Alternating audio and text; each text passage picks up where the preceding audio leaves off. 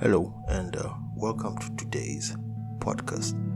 And today's podcast, we are going to look at the difference between training and workout, training sessions and a workout session. We're going to take a look at differences between those two and how you can create your own workout, your own tailored workout that's sustainable. So when it comes to training, training is a structured and systematic approach at achieving specific fitness goals. This can be like a sport. If you're training for a sport like boxing, soccer, martial arts, and also training helps improve performance or just reaching certain health goals, right? But all this is within a structured, systematic session, right? And it should be also noted that training involves a long-term plan or a program, right? It's very different from a workout session because you also need a fitness coach to train you, or just a certified trainer who can help you create these programs. Because when you're training, there are various exercises that you have to train on, right? There's also things like recovery periods and progressions. Now, all these, they need a certified trainer or a coach who can help you not only just to structure these training regimes, but also help you progress and see where your weak points are and what your strengths are. So when it comes to training, those are the main points to note, right? So now, for a workout is just basically a physical session of exercises that you do. This can range from casual activities. Casual activities are just light, intense, not that intense exercises like walking, jogging, running, but not intensely. Just light things that you can do, stretching and all that. Then you can have also your high intensity like body weight lifting, heavy weight lifting, and all those high intense exercises. So the primary goal for a workout is usually immediate. We want something that will help us maybe lose weight. So we work out, right, to burn calories. We want a workout or a session that will build muscles. We work out, right? And usually workouts should give us results within a few months, right? Just at least minimal results. But then it has to be also sort of a long-term thing, because we have to sort of sustain that if we want to carry on having those muscles and carry on putting out weight. We have to be able to do workouts in a consistent basis. We can't just work out for a few months, lose weight, and then expect that weight will stay out if we are not consistent with that sort of workout. The same with muscles. If you create muscles, you have to be consistent with your workout so that you sustain those muscles. Another thing to note is that a workout can be part of a training session, right? If you're training, you can still have a workout, but a workout can also be standalone. It means you can do this anytime. So for the people who are non-professional sportsmen, right, and you just want just an easy or simple workout, right, workout plan, that is, that you can actually do day to day or just in a frequent basis. You just need to try and create a workout that is less intense and that has some progression in it, obviously depending on your goals. Also, when it comes to workouts tend to be flexible. You can adjust your workouts. You don't have to be rigid with them. You can do them anytime you feel like you have to do them. You can adjust your periodic time on doing these things, and you don't necessarily have to follow a certain structure, though it's important to have certain exercises that fit your the goals that you want to reach at the end of the day. And now that we know the difference between training and workout, I think the majority of us needs workout more than training, right? Unless you want to train for a specific sport, like I said, like boxing, football, right?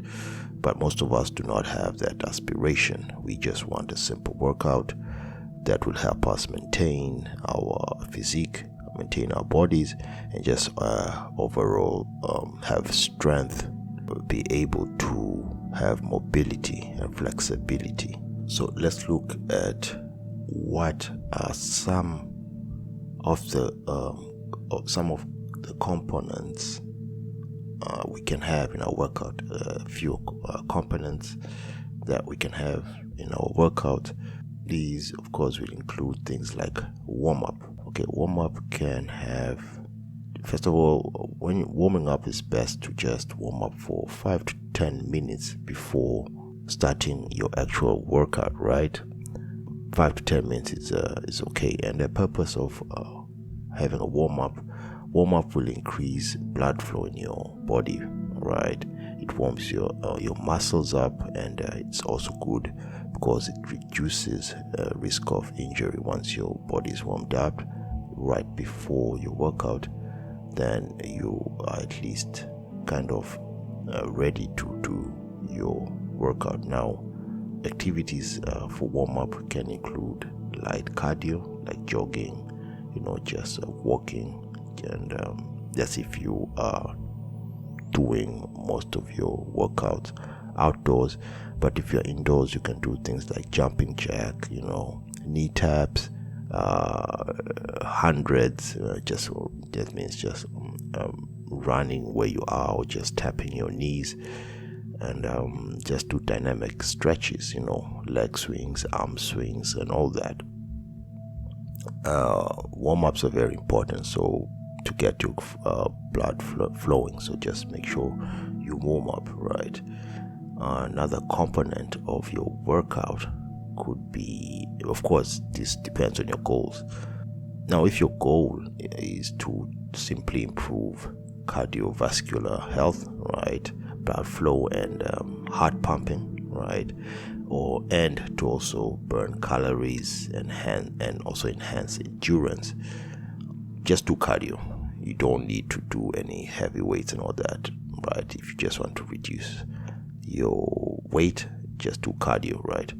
Now, duration of cardio best is between 20 to 40 minutes, and activities for cardio include running, walking, cycling, swimming, and HIIT. HIIT is high intensity interval training. These are the much more faster and intense activities that you do, which will increase your heartbeat in a very, very fast duration, right? Such as sprinting. Once you're sprinting very fast, for at least 20-30 seconds, you're doing HIIT, right? This will greatly increase your heartbeats, right? So yeah, if that's your purpose, for just decreasing weight, just do cardio. Now, if your purpose is to build muscles and also increase strength and improve bone density, you can just do strength training. These include things like weight lifting, There's of course free weights, machines, and also body weight exercises, your push-ups, your squats, and also using resistance band, right? All these are good for your strength training. And the duration for strength training usually just 30 to 60 minutes, half an hour to 1 hour. That's a good duration. You don't need to go beyond that, otherwise you just fatigue your body. Now, if your purpose is for flexibility and mobility, which is simply increasing range of motion, reducing muscle stiffness, and also for recovery, because sometimes also we overtrain, right? Or we just don't want to do a lot of hectic things. We just want to be flexible and we just want to be mobile. We can just do flexibility and mobility activities. These can include activities like static stretching, things like yoga poses, and foam rolling. All these aid in flexibility and mobility. Now, for flexibility and mobility, these aren't too intense, so you can just take 5 to 10 minutes doing these. You can also do these just before an intense workout, but of course these can be included within your workout, a very intense workout, so you can include these flexibility and mobility right in your workout. Another component of your workout should be cooling down. After a very long workout, just cool down, for 5 to 10 minutes. Cooling down helps you, or just helps your body to return to its resting state, meaning its usual heart rate.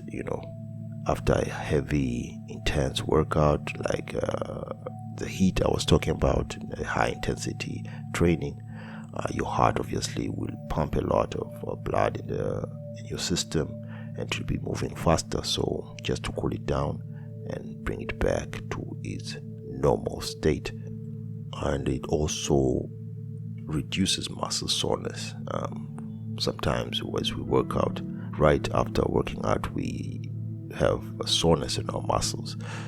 So what can we do what are the activities to cool down? Light cardio as per usual. This also should be very light. You gradually reduce your heart rate this way. And you can also just do some stretching, yoga. After your yoga, and you're good to go. Okay, now let's look at a sample workout structure. It's a 3-day sample workout structure. It's just an example of one that you can either follow or just include some of the things you can include in your own workout routine. So for day 1, for your strength training, right, you can have squats, right? Squats are for your legs, 3 sets of 10 reps, and you can have your bench press, 3 sets of 10. Then you can have bent over rows, 3 sets of 10 reps, and planks, 3 sets of just a 1 minute, 3 sets, right? Now day 1, this day 1 structure is actually a full body workout. So in it you will have cardio also, right? Probably before your strength training, 20 minutes of HIIT, high intensity training, that is 30 seconds sprint, 1 minute walk, anything that will get your heart rate up. Then you'll also have your flexibility within that region, right? You're going to have your flexibility and your mobility, right? Where you're stretching your hamstrings, your shoulder, right? Just warming up your shoulder and your hip flexors. And for your cool down, you can just have static stretches just for 5 minutes. Just a rough workout that you can have for day one, showing that you do not need anything intense. Just squats, bench press, bent over rows, and planks. Something that will just take you between 30 minutes to 40 minutes to an hour at least. And this will hit your full body, so it's a full body sort of workout. And for day two, we're going to focus on upper body, right?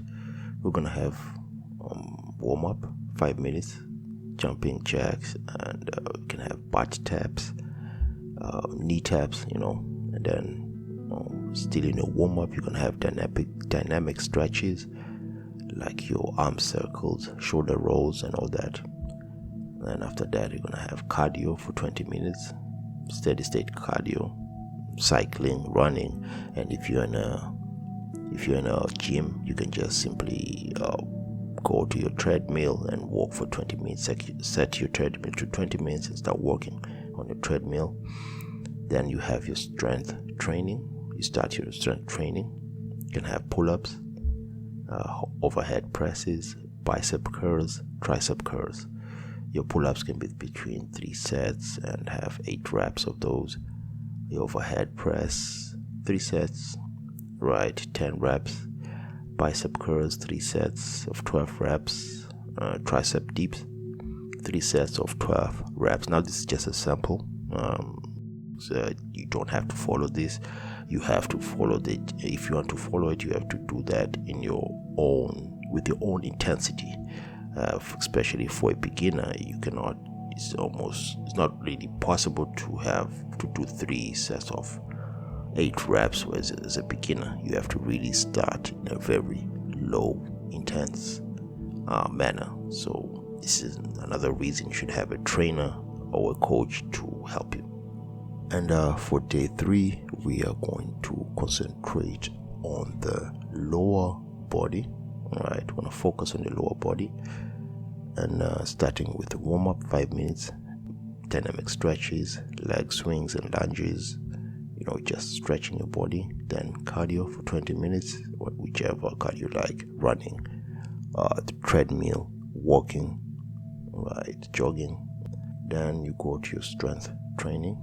You'll have deadlifts, lunges, calf raises, and leg presses. Remember, this is lower body focused. So deadlifts are for your legs, lunges, your calf raises, and your leg presses, right? And after that, you have your flexibility and mobility, where you can have your quad stretches, right after the strength training, hip stretches, and calf stretches. Then right after that, you can cool down for 5 minutes, light walk or just static stretches. Now, these are samples. Each person can create their own workout routine with the help, of course, of a trainer, if you can, or a coach.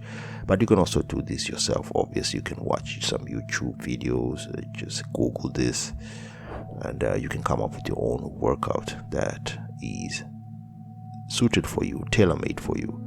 This is actually a bit complex, especially if you are a beginner. However, if you sit down and really structure your workout, because also remember, your workout also has to blend with your lifestyle. If you cannot afford to do this for 3 days, you can at least compress it and do it once or twice a week, right? If you cannot do it 3 times a week, do it once or twice a week at least. Take 1 hour at least to do these, because the less days you have to put in more time into your workouts, because you want to try and balance things out to have more workouts to have more exercises within that workout. But the most important thing is that you have to be able to be doing this, put in the work, and be doing it on a consistent basis. It does not always have to be optimal. It does not always have to be intense. All you have to do is at least you are doing something. Now, to conclude, we're gonna have a few tips and what you can include in your workout that will just help you progress. So, tip number one, you have to have progressive overload. Progressive overload. This is a gradual increase in weight or intensity or even duration of your exercises.